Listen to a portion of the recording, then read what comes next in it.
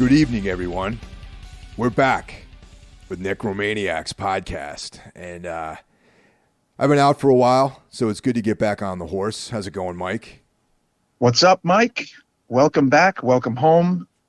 Hello, everybody. Necromaniacs podcast has returned after a couple weeks off, like Mike said, due to his tour. Seems like Mike had a good time, right, Mike? I had an excellent time. Got to see a bunch of people. Shout out to Retta out in Mesa, Arizona, and good seeing you. And it was good, man. It was good times. Great bands. Met a lot of great people. Shows were great. It was good to be out on the road again. I tell you, man, maybe one day I would love to come with you on a tour. Honestly, I would love to just get the fuck away from my life and just I haven't been on a tour, like a real tour, in ages, and like I loved it. I mean, I even I love weekend runs. You know what I'm saying? Yeah. I mean, to get away for a certain period of time is something I just don't have the luxury to do. But if I did have the luxury to do it, I would be all the fuck over it, Mike. Let me tell you. Yeah, we could probably find a job for you, man, for sure. Find a job for me. I could sling merch like there's nobody's business. But yeah, it is good to be back, people. Hello, and thank you for the support. Just want to say, the last few episodes we did seem to have quite a few listeners. So welcome new listeners, Mike, because I think there might be some new listeners out there. Yeah, no, it seems, I checked the numbers when I got home, and things looked pretty cool, and welcome everyone. Yeah. As we usually kick it off, we like to do some plugs, right, Mike? That's right. Of our fellow Brothers in Arms podcasts.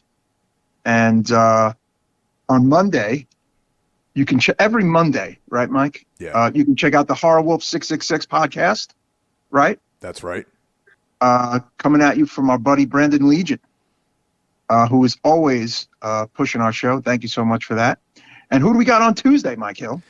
We have the sublime Jackie Smith and the Into the Necrosphere podcast, which is right, dedicated to extreme music and the only actual music podcast I listen to right now. Okay, very cool. On Wednesday, we have none other than Mr. Mike Hill's Everything Went Black podcast. I understand this past Wednesday talked a bit about the tour. Yeah, I went into the highlights. I didn't go into every single detail because I didn't want to incriminate people. A lot right. It was the rated G version of what happened on the road. Just the highlights. Yeah, exactly. I mean, come on. You're not writing the Tombs version. No. The Crew or anything. Not yet, at least. Not yet. Yeah. But and of course, every Thursday, you get Necromaniacs podcast, which you're listening to right now. And on Friday, you get none other than my brother John Draper's Break the Apocalypse podcast, which has been on a tear, man. They've been putting out some great stuff, funny stuff, interesting stuff. So check that out. 5 days a week, we have got you covered in our cabal of creativity. You like that, Mike? I do, man. That was very well put, man. And that's all you need, man. We got you covered. Just keep it locked on these 5 shows, and you're good for the entire week, man. And you're good. And you'll do better at your job too. Yeah. Do better at your job. Yeah, you do better at your job. Your wife or husband or girlfriend or boyfriend will like you more if you listen to these 5 podcasts. It's true. I also heard it raises your testosterone too. If you yes, yeah. Most important. There's a bit of a testosterone drop going on worldwide, apparently. So yeah, these all help. But I just wanted to get something out there. Coming this Sunday, after the fact, when you guys hear this, the show will have happened already. My band of many years, Inhuman, will be playing our first gig in 4 years over at the Bowery Electric with our friends in Sworn Enemy and Incendiary Device. And speaking of Incendiary Device, yesterday I was on Drew Stone's New York Hardcore Chronicles with Joe James from my band. So please check that out. That's on YouTube. And Drew was unaware of Necromaniacs podcast, Mike Hill. and now he wants to come on the show. So I pretty much told him we could make that happen. So I think he'd be a good guest. That's sick, man. That's great. Yeah, it'd be awesome. Yeah, Drew, documentary filmmaker, horror fan. So I think he'd be a cool guest. He did a great New York hardcore documentary. He did a documentary about Michael Alago. Who the fuck is that guy? He's the man who signed Metallica to the majors. He's led a very interesting life, and I think he'd be a cool guest. I'm all for it, man. That sounds cool. Cool. And let's see. Aside from that, just another quick plug for my other band, The Last Stand. We have a free show over in Coney Island on Friday, July 8th at the Coney Island Brewery. Dude. We're going to be playing with the Car Bomb Parade and Crazy Eddie. It's a free, hardcore punk show on a Friday night in the summer. So come on down, kids. And that's all I got right now, Michael. That's quite a bit, man. Technically, it's summer, man. So that's cool. We're doing summer things now, doing summer stuff. Yes, even though this week it was like in the 60s every day. I think July is going to be summer. I think so.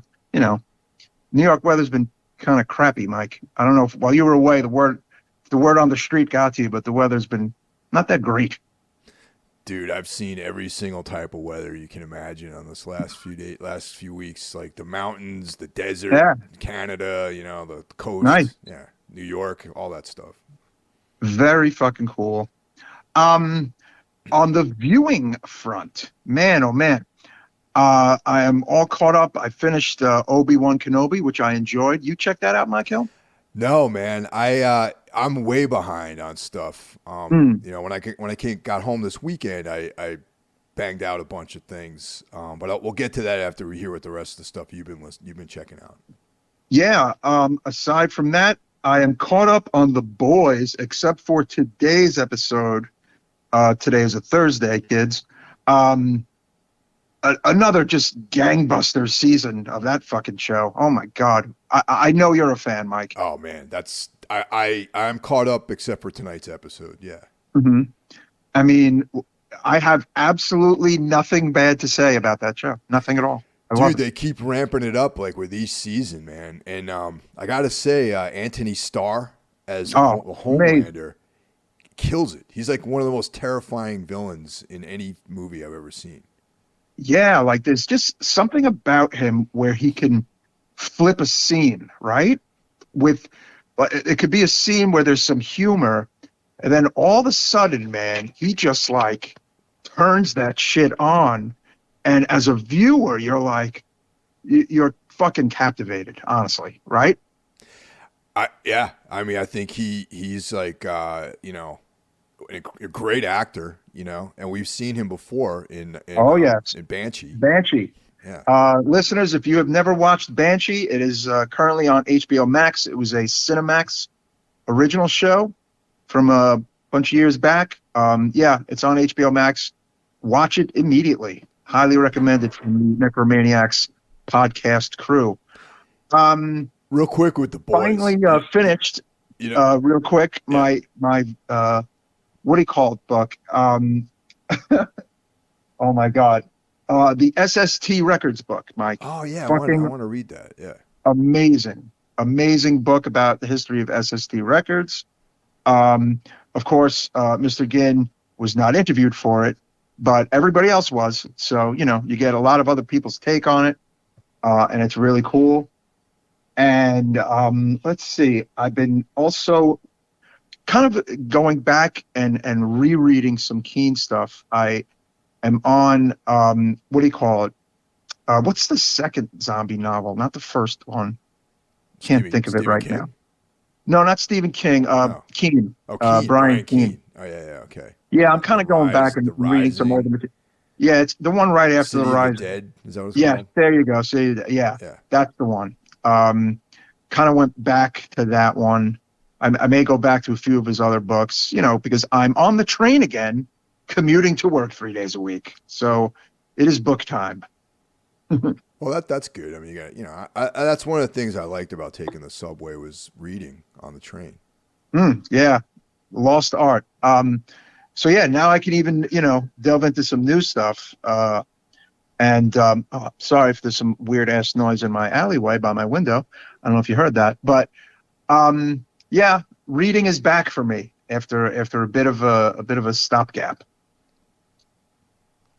So yeah, I checked out Boys. We said a lot about that. The one thing I have to add now, I forgot her name, but the weird PR lady with the funny mouth. Oh yeah, with the red hair, whatever. Yeah, I find her so attractive, man. Oh, she's cute. She's very cute. Yeah, she has that sex scene in the toilet with the dude. Where she wants him to rip out some of her hair. Yeah, I mean, yeah, it's pretty exactly. great. It's pretty great. Yeah. Who doesn't like a redhead? I mean, come on. Yeah, I saw Crimes Against the Future, the new David Cronenberg film last night. Oh yeah, I got to see that. Yeah, we'll definitely cover that. That it was exactly what you expect to see from him. I saw X finally. Oh, because I don't think we've talked. At least not. We haven't had an episode since I have watched X. And yes, it is the best horror movie I've seen this year. Absolutely loved it. 100%, man. Totally. Yeah. I also caught a little film that Brandon Legion recommended called The Cursed, which I actually enjoyed it, man. It's like a monster film. It's a period piece, very atmospheric. I thought it was good, man. And I think, actually, I don't think Jeff enjoyed it, but I would like to do an episode on it. Okay, it's on Shudder? No, I actually rented it, but it might be showing up eventually. And then speaking of Shudder, though, there's Off Season, which Jeff and I are going to do an episode on that, I believe. And it's that one was very good. It's got Richard Brake in it. It's got the actress who was in like the Ty West films. You'll recognize her when you see her. I should Mia Goth or no? No. I should have wrote her name down. It's okay. It's very atmospheric. I would say it's a gothic weird tale, slow moving. People don't seem to like it, but I thought it was really cool. I thought it was interesting. Well, it brings to mind the Jack Ketchum novel of the same name for me, which was a really great book, actually, Off Season, which is when I first heard about the movie. I was like, wait a minute, because Off Season is actually a part of the cannibal tale with the woman, and right. It's a part of that lineage. So yeah. The actress I was referring to is Jocelyn Donahue. Jocelyn Donahue, okay, she was cool. in House of the Devil. That's where I know her primarily from. That she was like the main actress in that.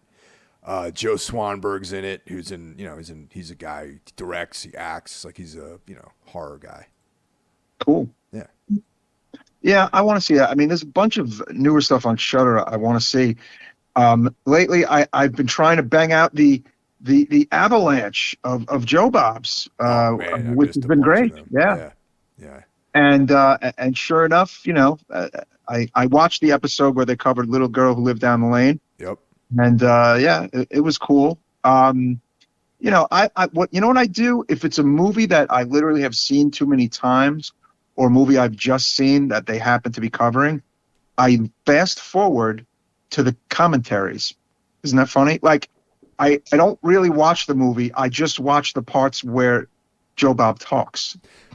Well, that's what makes it, really. I mean, I usually try to watch it live on Fridays, but this past few weeks I wasn't able to do that. So I watched this past Friday's live, and then I kind of like checked out a couple things here and there, because the Hellbender episode, I saw that one.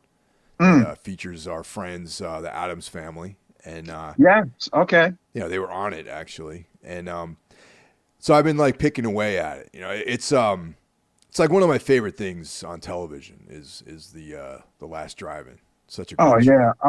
I watched the Death by Temptation episode, and to learn that the whole movie was shot in Brooklyn in a 4-block radius was pretty cool to learn that. Wow. That's actually a really cool movie. I remember it from when I was in high school. It's like the all black vampire movie. I never realized it was shot in Brooklyn before, so I thought that was a cool little factoid. Damn. Yeah. And it's a trauma movie, which I also completely forgot. Didn't realize that either. Check it out. Death by Temptation. Well, I'm definitely going to check it out because I'm still making my way through the stuff that I missed. Cool. Yeah. Awesome. I guess, on the music front, just wanted to say, I caught a really cool show at St. Vitus. It was supposed to be Weregoat, Abysmal Lord, and Antichrist Siege Machine, but unfortunately, Abysmal Lord canceled day of because, get this, flying is so fucked up right now. They were supposed to come in apparently on a Thursday night. They got bumped for Friday morning and got bumped again on Friday, delayed another 15 hours where they couldn't even make it to the show. Yeah. Damn. Yeah. So they couldn't make the show apparently. So I was really kind of bummed because I dig them. But Antichrist Siege Machine and Weregoat played, and it was fucking awesome, man. It's it's black metal for a bit of the more, dirtier, filthier side of the house, Michael. Yeah, no, totally. The bestial side. That's the term. I dig that kind of stuff. Not everybody's cup of tea, not if you're a big fan of Cradle of Filth or Dimmu Borgir, these might not be your black metal bands. If you like, Enslaved or the, Viking Pig and stuff, this might not be your bag, but this is my bag. So I enjoyed the show quite a bit. I went with Stella and we had a great time. Well, some of my favorite black metal is in that genre where Yeah. it's black metal, but you understand that they probably have a bunch of G.G. Allen records in their collection too. You know what I mean? Oh yeah. It's like I said, I call it the dirtier side of the house. It's basically really sprung from the Beherit, Blasphemy, and Sarcophago. Like that's like the foundation of this, subgenre in black metal, in my opinion. The real dark and down and dirty stuff, which can be fun. I mean, I like a lot of different shit, but sometimes that stuff just, really gets to me. Yeah, no, totally. Especially if you're a horror fan. I think it's good black metal for the horror fans out there, in my opinion. I agree. But anyway, tonight's movie. We're doing another new movie, folks. How about that? Not from the 70s, not from the 80s. A 2022 release, Mike Hill. What are we doing tonight, Mike? We're doing Mad God. 30 years in the making. Yes. Wild movie. Phil Tippett of Star Wars, Empire Strikes Back, Jurassic Park fame. This is his baby. He's an effects god, genius, guru. He directed, wrote the screenplay, produced it, cinematography.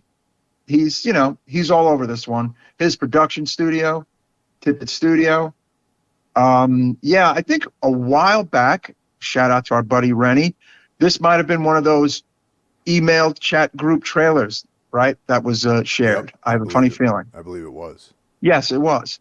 And I remember watching that trailer months back and going, whoa, this is wild. Like, oh shit, like it's, stop motion animation. What is this going to be? And Wild doesn't even really cover it, right, Mike? It's pretty far out, man. And it's I'm going to say that it's like nothing that I've ever actually seen before. No. You know what it reminded me of? Almost like if Death Spell Omega did a movie.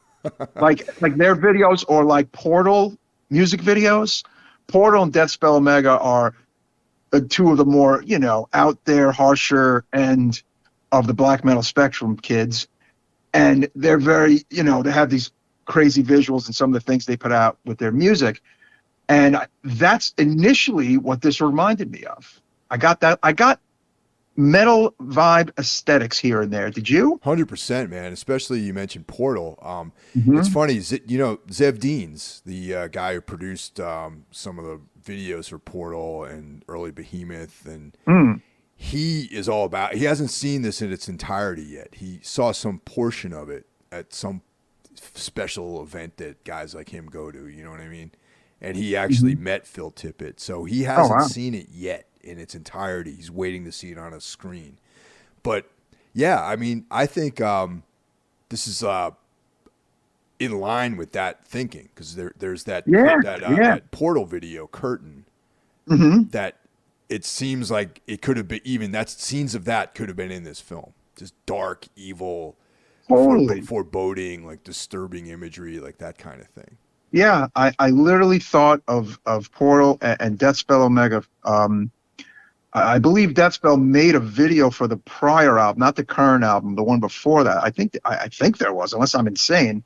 And it just has that kind of weird vibe, like dark metal vibe. I have a funny feeling Phil Tippett does not listen to these bands, but nonetheless, it is there anyway. Yeah, it's kind of crazy to think about. He started doing this in the 80s, apparently when he was working on RoboCop 2. Mm-hmm. And, wow. So I mean, he's an older gentleman, so it is likely that he's not into extreme metal. No, I don't think he is. Yeah, he's 70 years old. I mean, Empire would not have looked as cool as it did. Empire Strikes Back, if not for him. Jurassic Park. You said RoboCop. Even Howard the Duck back in the day. Yeah. He had his hand in Willow. He had his hand in Starship Troopers back in '97. Oh wow, that's a pretty groundbreaking movie. So yeah, this is the guy. In visuals. It was RoboCop 2 actually, because that's the one that has the different prototype. You remember they have the those prototypes of the next version of RoboCop, and one of them they go crazy and they unveil.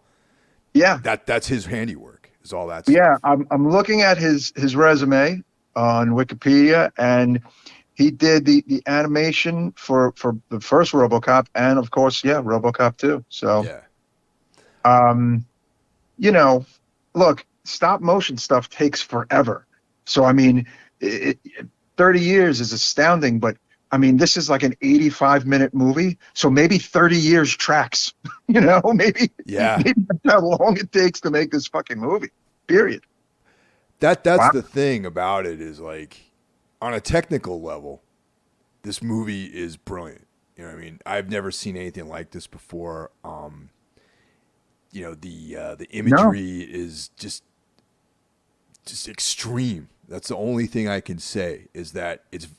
You and I are metal fans, so to me it conjures up the same images of darkness and evil and just over the top violence. Like, there's like a pallor over the entire film that just has this feeling of dread and almost depression in some points too. Yes, there were moments in the movie where I was like, there's a very gory surgical scene that went on forever. Yeah. Where they're kind of ripping stuff out of a character's stomach. And it's harsh. It's, it was pretty fucking harsh. It's the harshest scene of the movie, in my opinion. But Mike and I were talking before we kicked off about how death is everywhere in this movie. There's constantly beings and people being killed in all manner of way, right? Whether it be stepped on, crushed, like just hit with like flying objects. It's right. I mean, it's kind of not for the faint of heart, Mike. Absolutely. It's not for someone who is expecting like a Pixar film or something like that. Oh my God. It's Pixar goes to hell. Yeah. That's what it is. I mean, Pixar in hell. The satanic Pixar. Imagine a parent hears about, stop motion animation. Okay, let's put this on for little Bobby. I mean, that would be the funniest thing ever. And the kid is horrified after the first 10 minutes of the movie. I mean, that would be quite funny. Poor kid, though. Poor kid, but it would be quite funny. The one thing. All right, now you and I both have a lot of opinions about this film. We have and there's such a complex vibe to this movie that it's hard to say that, okay, yeah, I like it or I dislike it or whatever. There are things about it I loved, okay?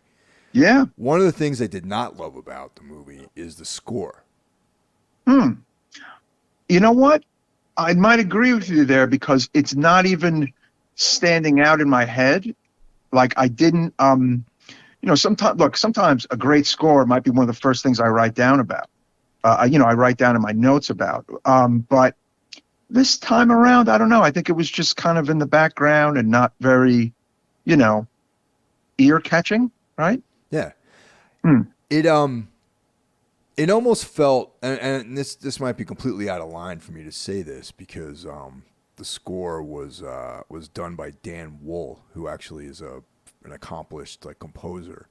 Mm-hmm. But it could very well just be a time thing, like maybe he composed it in the '90s or the '80s. Yeah, The who knows? aesthetics are different, but it just didn't really mesh with the imagery that I was watching. I mean, the imagery is so extreme and dark and evil, and like I said, depressing at times. Just the overwhelming feeling of death and just nonstop death, and the score did not reflect that in a lot of ways. I'm going to agree, and it's almost it's too bad that Mr. Tippett wasn't a metal fan because he could have had the lion's share of bands that could have lent some interesting music to this.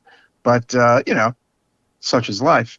But no, I think you're right. Actually, I think it didn't really lend itself to what was going on, and I don't know. I guess it kind of didn't really matter. This movie is just really all about the moment and the visual and just it's unfortunately not about any kind of cohesive story for me, but it's just about visual. The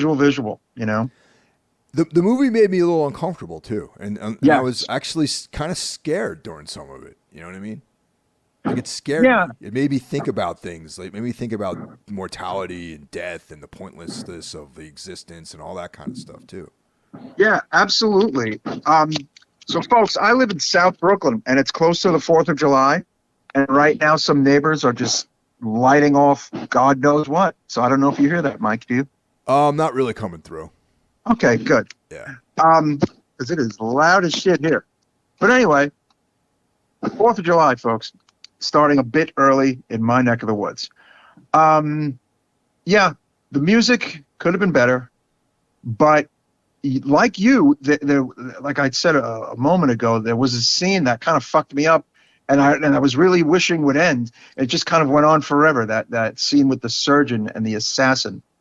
I felt like okay, what are they trying to do here? Let's like this poor guy is on the table, and they're just ripping stuff out of him for like 15 minutes. It felt like. I mean, I don't think it was 15 minutes, but it kind of seemed to go on forever.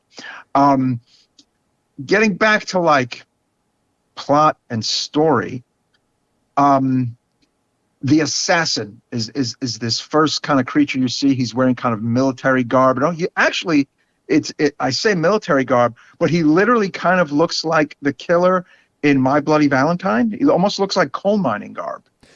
Yeah, it's almost like a steampunk coal miner or something. Yeah, like that. steampunk coal miner / soldier. It's like a whole little kind of cool getup, actually. Yeah. And had I not read Wikipedia and a few other sources, I would have not have even known the assassin, like that name, right? Because there's no names in this movie. There's no actual characters. Okay, this is such and such, and I'm such and such. There's absolutely none of that happening in this movie. And furthermore, he doesn't really assassinate anybody. No, he does not. He does not. And just like I mentioned before, the surgeon, the surgeon is also capitalized, the T and S, just like the assassin is capitalized. Again, would not have known that it was a kind of a key character had I not done the reading. And then there's a human character in the film, Mike, right? Yeah, there's some live action. The last man. There's some live action people. One live action person in the movie, an elderly gentleman. Yeah. Yes. If we sound like we're all over the place, I think it's because the movie is all over the place, Mike.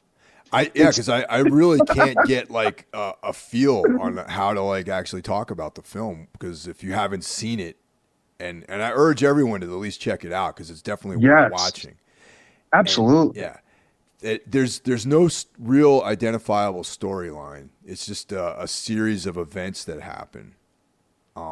that, and it's like a trek through hell, right? It's like initially the assassin is traveling through this kind of hellscape world, and he's kind of on a mission, and he's got this map that's falling apart. And, you know, he comes across all these freaky creatures and death, and everybody's killing everybody and blah, blah, blah. But I'm telling you, moments after what I have just said, any kind of plot kind of disappears to me. No, like that's like just when you kind of think you've gotten a grip on things, you kind of don't in this movie. And that's kind of a bummer. Yeah, and then, like, I'm looking at it two different ways too. Even with that, you know, part of me is like, I kind of feel like that's a cop out at times, like where some filmmakers do that, where it's like, well, you know, we're not revealing everything for you. You have to figure it out yourself. All right, great, that works. You know, for a guy like David Lynch, you know what I mean. You can interpret that film, and there's subtext there. But when it's a collection of scenes like this, which are incredibly well executed, but there's no narrative that I can identify. I start losing interest a little bit. You know what I mean? And what always comes to mind, and Carl Haikara and I discussed this, is that there's, it's almost like The Begotten, like that film, The Begotten.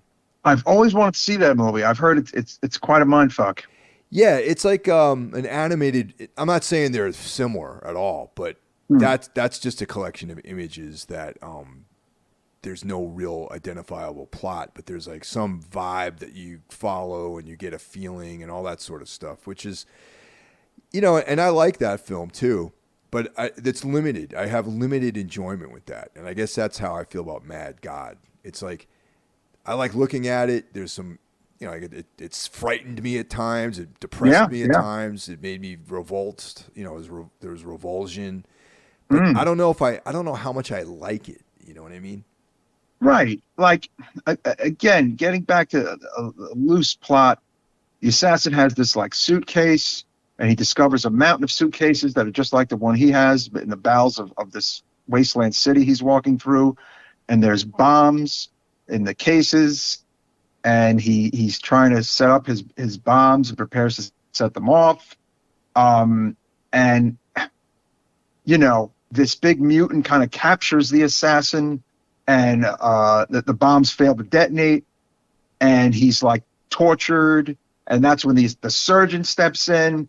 And then they literally go to town on his chest cavity for an elongated period of time.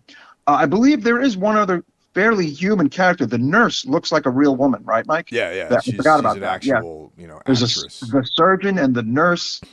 They're digging through the assassin's chest until they find. I mean, they're pulling out like everything. You know, it's like all sorts of like stuff, and then they finally pull out like a screaming child, like a baby. You know, and they give it to the nurse. And, you know, look, I mean, do we want to say what happens to the baby? Go ahead. Yeah. Yeah. Well, spoiler alert.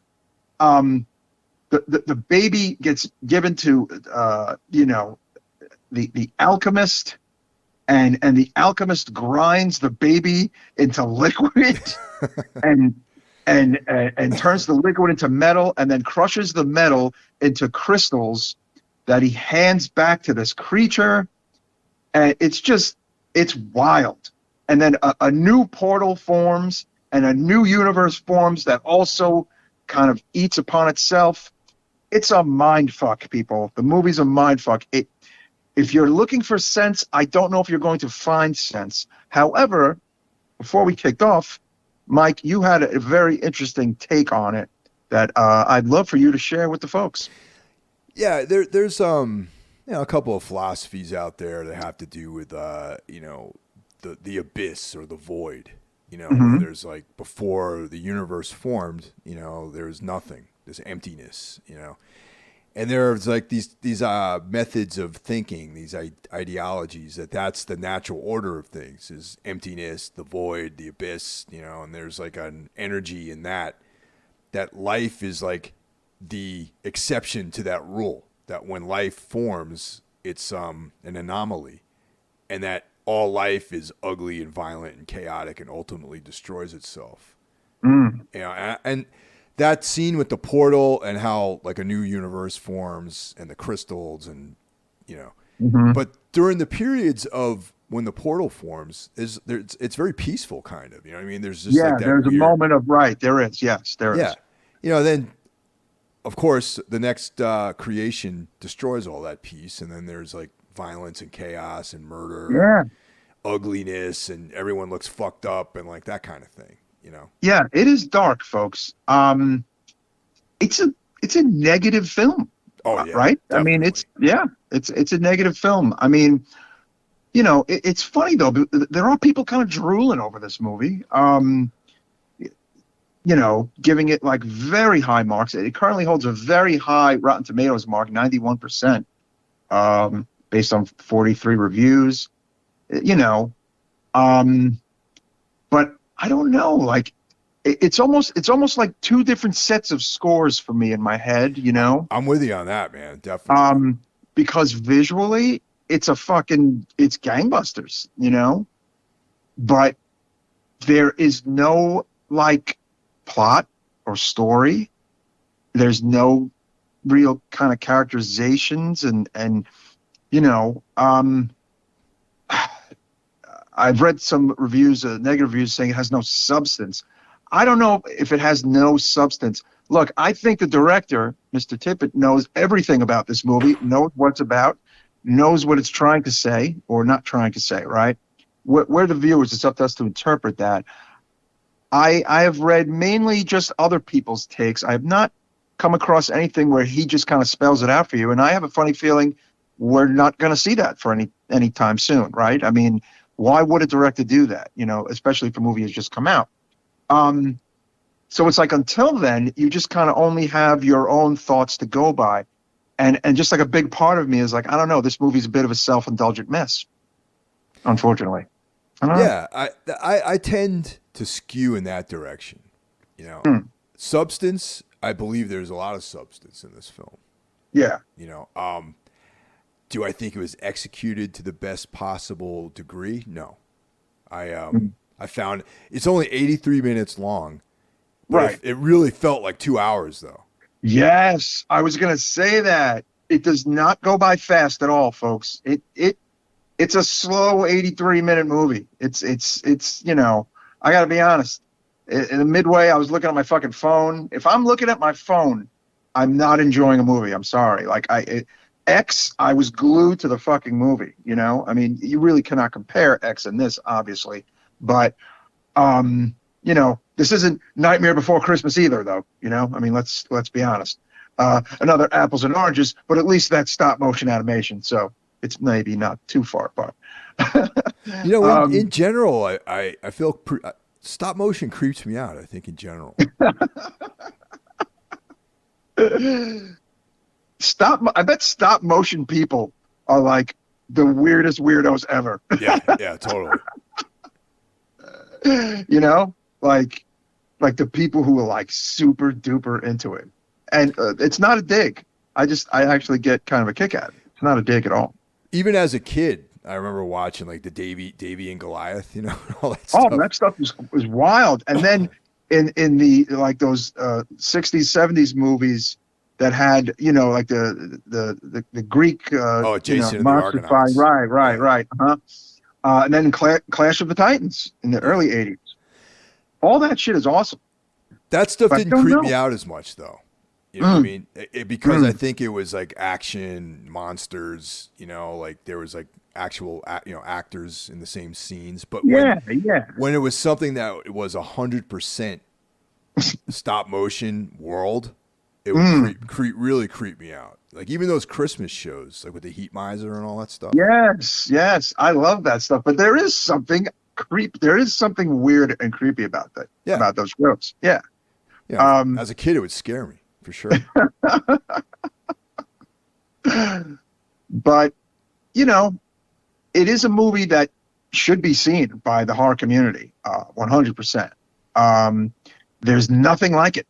I don't think. I think a lot of people will come across with that take, Mike. What about you? Nothing like it. absolutely. And you know, and just be prepared for just an onslaught of death, really. Yeah. And I wrote down, like, what is he trying to say with constant death? I think there are some anti-war vibes in this movie. I have a funny feeling that might be somewhere in the heart of this movie. Maybe even an anti-violence take amidst the gratuitous violence. What do you think? Possibly, yeah. I mean, there's some of the most depressing parts were like those weird, like humanoid fuzzy guys that were just their whole life they just walked up to this trap door and they were incinerated. That's it. That's it. They just would look over the ledge and this flame would come and burn them up, and that was their whole life. That was it. Yeah. It was just like, whoa. It gets heavy. Like it's it's not a walk in the park. It is not Santa Claus is coming to town, listeners. No, it is not. And there's just a constant theme of life eating life too, like consuming each other too. Yeah. So it's like you put all that in a blender, but you have no story and nothing for like people to really follow. It makes for a very hard viewing, man. Yeah. And it's a bummer because, again, visually, you're like in awe of this movie, right? Like a part of you is in awe of this movie and you're rooting for this movie. And it's like, holy shit, this is like insane. And a part of me as I was watching was like, well, I kind of wish I saw this in a theater, but I almost feel like in a theater, I'd feel worse. Yeah, probably. Like, Yeah. Right? Like you're kind of trapped in a theater. At home, you can you can pause the movie. You can, get up and get something to drink or whatever. And you know what I'm saying? You can take yourself out of it for a minute. If you saw this in the theater, it's a real mind fuck, right? Yeah, I would like to see it in a big format like that. I think that'd be kind of cool. Yeah, maybe we'd have like a different take on it. Now, this is the hardest part for me. The scoring of this movie in our 1 to 5 on our show. Okay, I don't know. A part of me had this idea of, well, I have to give this a 2.5, but I realize I'm not giving it a 2.5 because it's not fair. Because it is worth seeing. I landed on a 3 for this movie because I didn't love it. I saw it once. I do not know if I ever want to see it again. But I don't know. Visually, it's a 5. Okay. But the movie itself is like a 3 that was literally almost a 2.5, Michael. I went a little higher than that. I went 3.5. Okay. Because and I'm going to tell you why I gave it that extra half a point. I suspect that in the coming months, I'm going to be motivated to watch this again. Okay. You know what I mean? And it's like one of those records that you don't like the first time. And then you find yourself contemplating it and you're like, you know what, let me listen to it again. It's like Street Cleaner by Godflesh. Like when I first heard that record, I'm like, what the fuck is, like, this shit's too slow, it's on the wrong speed, this guy's voice is whatever. And like I didn't understand that record when I first heard it. I was only like 20 years old, I think, when I heard that record. And then months went by and I started thinking about it. And then it became like one of my favorite things in the world. I don't think this is going to be like a favorite movie of mine, but I do think that as time goes by, I'm going to think about this film and I might have to revisit it and I might see things in those revisitations that make me increase my opinion about it. I don't know.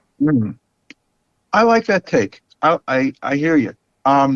It's funny, going back to things you didn't like initially. I was talking about Beherit before, the black metal band from Finland. They are literally Oath of the Black Blood was the first black metal I ever heard in '93, because the record label that came out on in America was called JL America, and I was a community college radio DJ who had a metal show, and all the metal packages and CDs came to me. They mailed a package, and that was in it. And it's '93. I'm listening to, Morbid Angel and Deicide and Obituary and Disincarnate and, you know, death metal up the ass. And I was listening to Godflesh and Napalm Death and Grindcore, and, you know, and I hear this and I didn't like it. I didn't get it. I thought it sounded like shit. I didn't like it. Isn't that funny? Cut to, I don't know, months and months, maybe early 94. The black metal explosion is beginning in America. I revisit the record and I enjoy it. And as the years would pass, I would really grow to like it. And it's funny how I brought up, like, you know, the bestial black metal. In a way, this movie pairs with kind of bestial black metal in an odd way. It's harsh. It's not for everybody.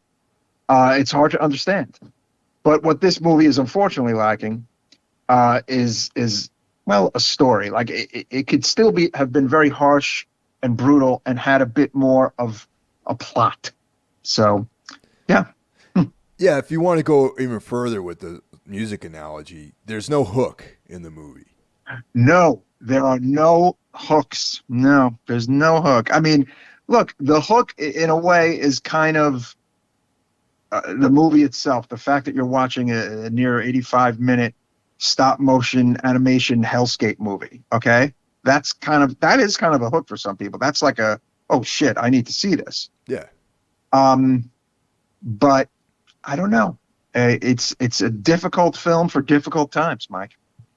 Difficult film for difficult times. That's well put, man.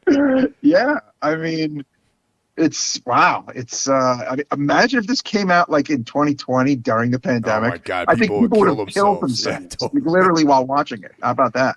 Yeah, no, it was a good move not to have it come out in the height of the pandemic.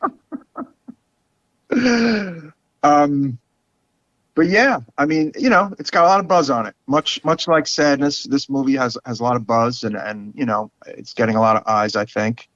And it's kind of a mixed bag. I mean, I do see a lot of people really sweating it though, which is interesting. And I feel like perhaps we'll see more of this ilk. Maybe it won't take 30 years for some others to get something like this out. But obviously, it's a very personal project, and as my own homework, I'd like to read more about his take on it. You know, the directors. The interesting thing about this is the budget is listed as only $58,000. Wow. That can't be. That's right. Right. That has to be because it's his studio, and he probably has it, factored in his man hours or something like that he spent. Oh no!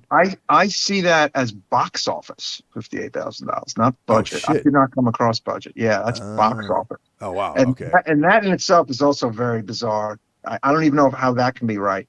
How is that even correct? Because it's been out 1 week basically theatrically. It's playing in certain smaller art house whatever theaters. But yeah, that's a rather low number. Yeah, I mean, I hope it makes more at the box office. Yeah, I hope for success for this film because I think it's an important movie, really, as far as just a technical feat. No, absolutely. He's a fucking uber talent. I mean, and I think talented people can be difficult, right, Michael? And Yep. It's a difficult film. Yeah, so let us know. Definitely, we urge you all to see this. It's on Shudder, so if you're a subscriber, you can watch it whenever you want, and let us know what you think of this film. Oh no, totally. I look forward to our listeners' posts and take on it. I have to say, I thought I'd get some shit for my sadness thoughts or our sadness thoughts, but we did not, Michael. I kind of feel like people might be in agreement with us on some of that stuff. You know what I mean? Some people, definitely. Yeah. I mean, look, not for everybody, much like this is not for everybody, There's all sorts of flavors and styles in the horror realm, and some are more harsher and difficult than others. I know that Rennie hasn't seen Mad God yet. because he was texting me about it earlier today, and I was like, "Oh, me and Mike are going to talk about it tonight, so definitely see it." I look forward to Mr. Rennie's take on it. Intelligent guy. I like when intelligent people tell me what they think about movies. So that there's that. I have to say, I was supposed to fucking see Dario Argento last week. Oh, you didn't go to that? No, I did not go. Because what happened was when Abysmal Lord canceled, which was Friday, by the time I would have gotten to the show, it was only a 3-band show instead of a 4-band show. When it was a 4-band show, I probably could have banged out the movie and the show. Right. And because they did not replace the band and they did not change the set times, could not go to the damn movie. So yeah, if you're in New York City, I think there's a few days left of a Dario Argento retrospective at Lincoln Center. A couple of friends of mine went to see a couple of different screenings, and they said it's really cool to see his movies on a screen like that. A bunch of years back, me and Mike saw Inferno together on the big screen at BAM. That was cool. That was a lot of fun. I saw Mother of Tears on the big screen back in the day, which was kind of cool, even though that movie's a bit iffy. And I saw I've seen Bird with Crystal Plumage on the big screen about, 8 or 9 years ago, somewhere in Lower Manhattan. I can't think of the theater's name. And the star, Tony Musante, was there, and I got his autograph, and then he died like 2 years later. Oh, wow. So, Bird is like one of my favorite Argento movies. Really cool movie. That what night were you supposed to go to that? Was it Friday or Saturday? Last Friday. And then I think he made an appearance either that Saturday or Sunday. So my friend who went on Friday said that some of the questions he was getting asked were just Punisher questions, like ridiculous questions. Somebody actually asked him, "Are you going to make a movie where all the 3 mothers are together?" And I think, I'm not kidding. I mean, he said something like, "That's a dumb question."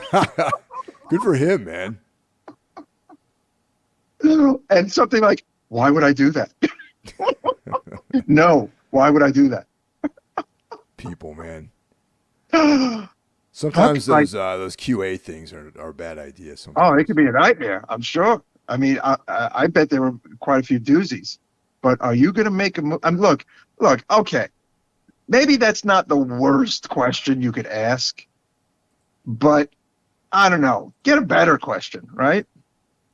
Yeah, sometimes I think people just want to say something. You know what I mean? They just want to talk to Dario. And they'll come. Oh, let me think of a question, and it's like the stupidest fucking thing you could possibly ask. And the 3 mothers, hello, it's over. Like there's no coming back. No like coming watch back the movies again. There's no coming back from that. So, Jesus, they're dead. So no, there's no team up. Team up like a Marvel 2-in-1. This is the Avengers. Yeah.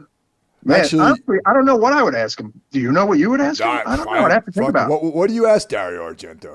What do you ask him? Hey, did you check out?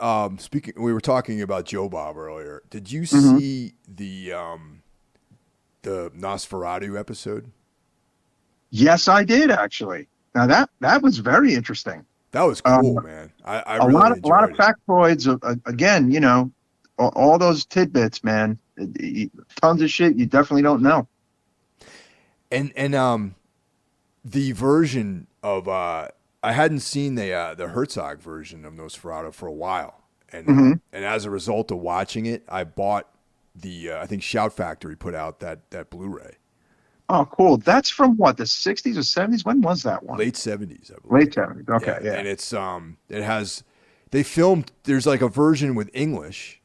And there's like they actually they spoke English in the film, and there's a German version.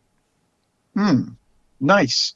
I tell you, what I learned, and I guess kind of forgot watching the what do you call it?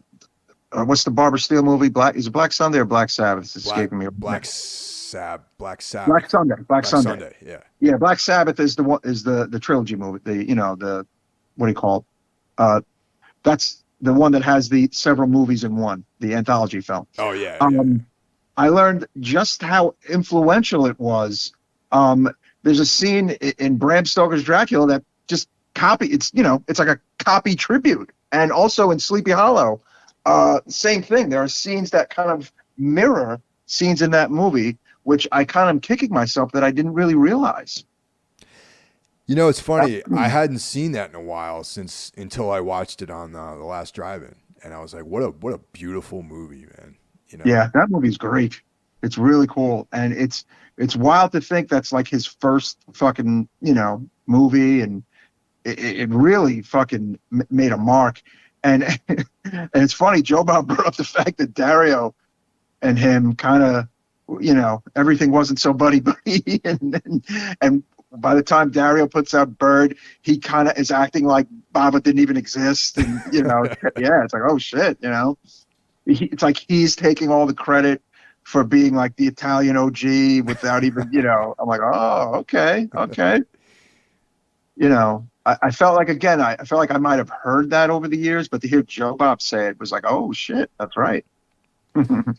Well, we got a couple more weeks left of the last drive-in, which is good. I'm glad I didn't miss the whole thing because I love watching it live, man. I have like my snacks and everything, and nice. The lights out and everything. It's cool. So it's a Friday night here, Awesome. Well, I usually this week I've been kind of ending my nights with it before I go to bed and wake up and go to work. So I'll probably be doing that after we wrap it up right now. Yeah. Well, tonight I'm going to watch The Boys, man. That's for sure. And then yes. Yeah, Boys get top priority. Yes, yeah. Folks.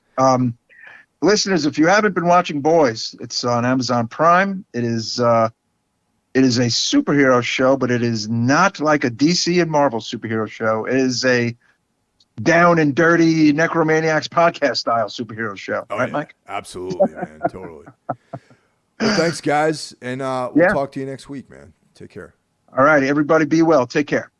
To avoid fainting, keep repeating. It's only a movie.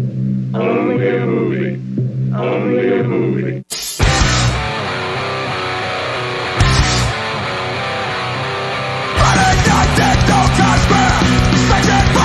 Was everywhere. A balance of passion, a cradle of filth. Where one falls for good, dead to kill. On every corner, a paper hamster. Singing hopeless in the dawn of the neon lights that fill the sky. It shines so bright and in the light. Junkies and hungers, smell their souls. Step into the tide house and out of the door. Bring your admission and jump inside. Stare at the screen and lose your mind. Running on TikTok Times Square. Snakes and bandits was everywhere. A balance of passion, a cradle of filth. Where one falls for good, dead to kill. On every corner, a paper hamster. Singing hopeless in the dawn of the neon lights that fill the sky and shine so bright and in the light. Junkies and hungers, sell their souls. Step into the grindhouse and out of the door. Pay your admission and jump inside. Stare at the screen and lose your mind. Ow!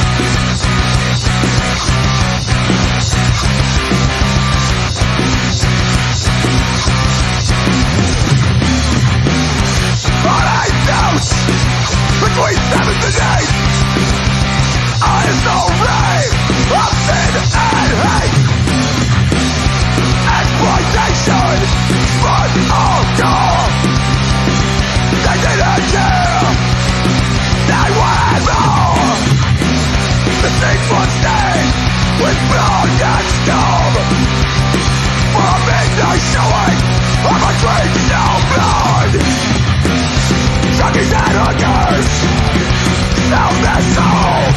Step into the grindhouse, out of the door. Pay your admission and jump inside. Stare at the screen and lose your